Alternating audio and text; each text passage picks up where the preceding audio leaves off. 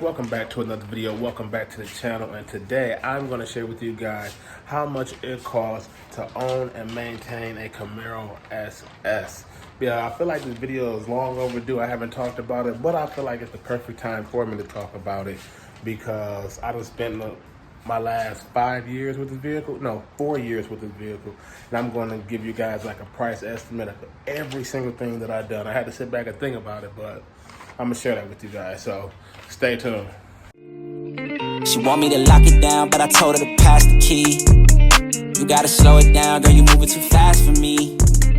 Nobody did it like this, so they wonder, they asking me. Let's jump into this. I'm gonna try to remember everything. If I'm looking down, I got a piece of paper in front of me. But we just gonna jump into the stuff that I can't remember off the top, okay? So nowadays, like when I first purchased my Camaro, like my GPS signal lost. Yeah. Sorry. So in my case, like I was saying before I was really interrupted, my Camaro MSRP was $50,000, but you can get my model 2022. I have a 2016, but you can probably get my model, depends on the miles. You can get it between like 32 to 36 ish.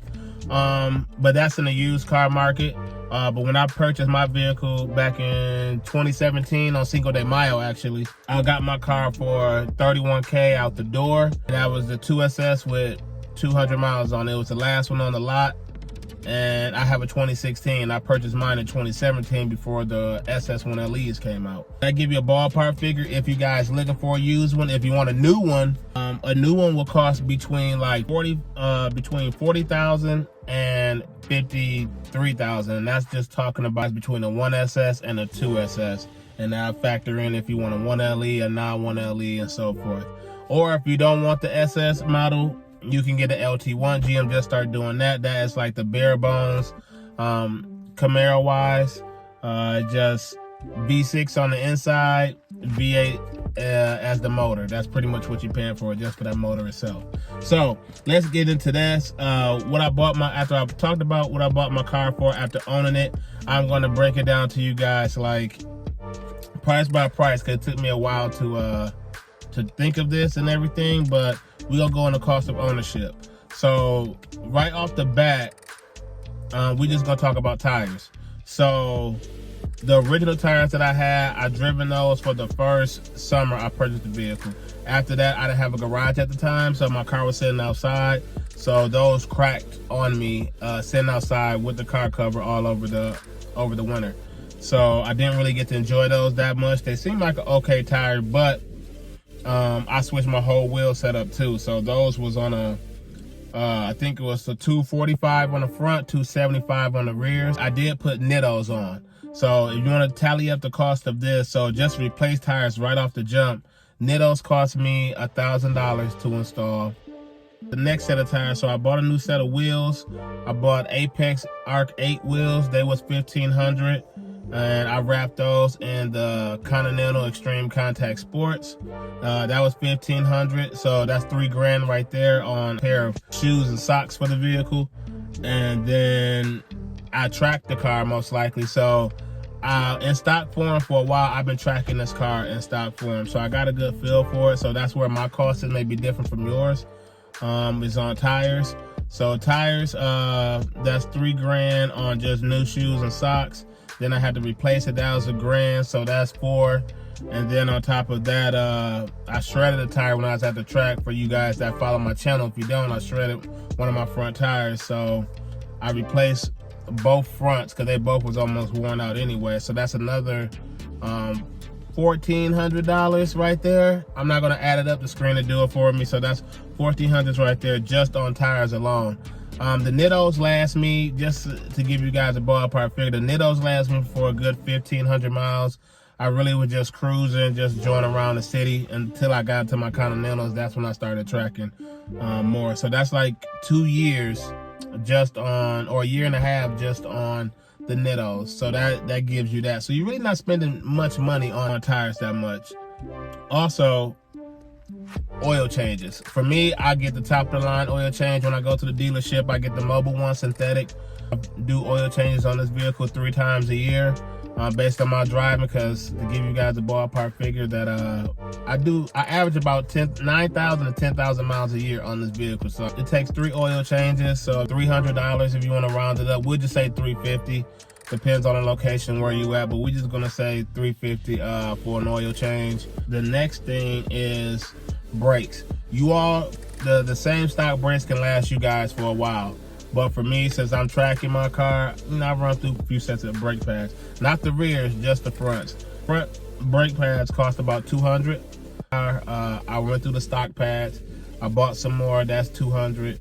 And then another year, I bought some for $200. So I really bought pads twice, and they last just for a good time. So that's like $400 right there just for a set of pads. That's about it for basic costs. And then gas, I'm not gonna put gas in there because I bought this vehicle not even thinking about gas. But if you want to compare here where I'm at, it's $349 for 93, but I'm tuned for E85, so gas for E85 is $214 to $225. It depends on your location. So in a run of a cost of a year, if I break it down in that perspective, me owning this vehicle, it would be this number here.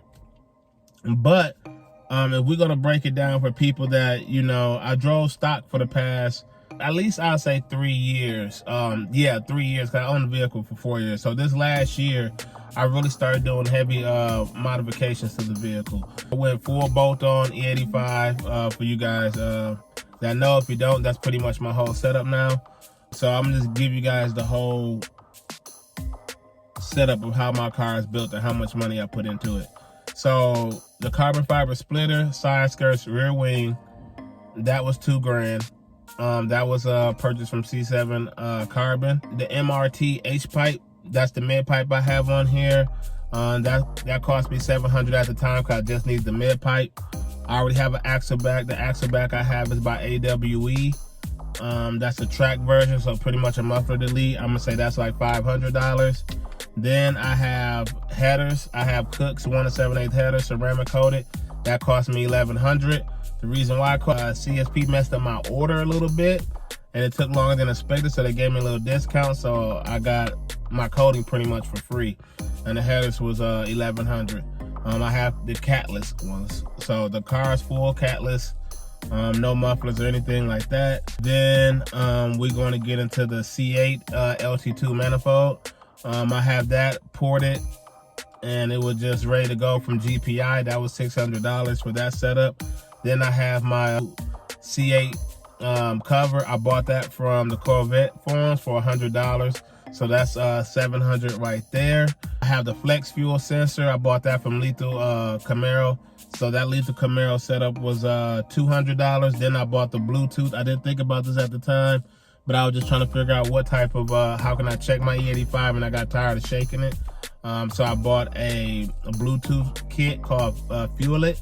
That was $200. So I really could have bought the DSX kit, but I wouldn't be in without a gauge anyway. So that's like the cheap option I would say to go with, unless you want to buy gauges. I don't have any gauges on this car.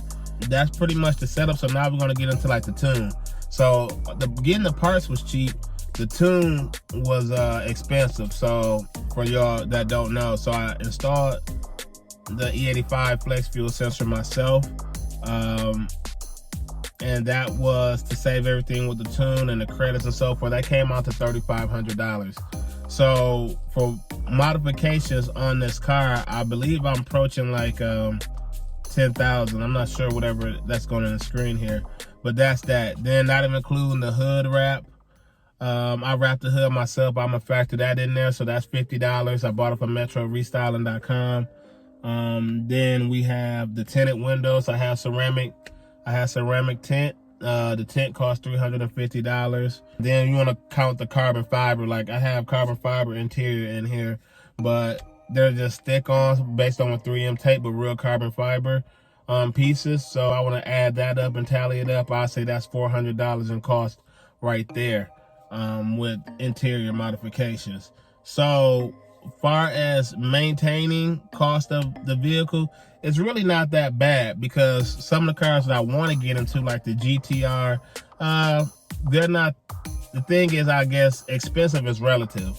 So I just put it like that. But it's a little more expensive than this car, but for somebody that want to get into it, to have fun, to get a lot of power out of this car, you can do this a little bit cheaper than, you know, getting a GTR or probably a BMW or some things of that nature. But yeah, that's why I want to just break down the cost of this car. Really not that much. For you guys that want to not even want to even go it's extreme, because I'm at, technically speaking in my mind, I'm at a stage 1, stage 2 in some different parts of my build, because the next step I would have to be is getting a cam, and then from a cam it's like, okay, the next step from there is getting a Pro Charger, Supercharger, or a twin turbo. So I'm right at the stage 1 of my build. Also, something I else didn't mention too is that in this car, the cost, I might as well factor it in there, and it could just be me, just happened, that I did have to replace my transmission. I have an 8-speed automatic transmission in here, and with that was an unforeseen cost.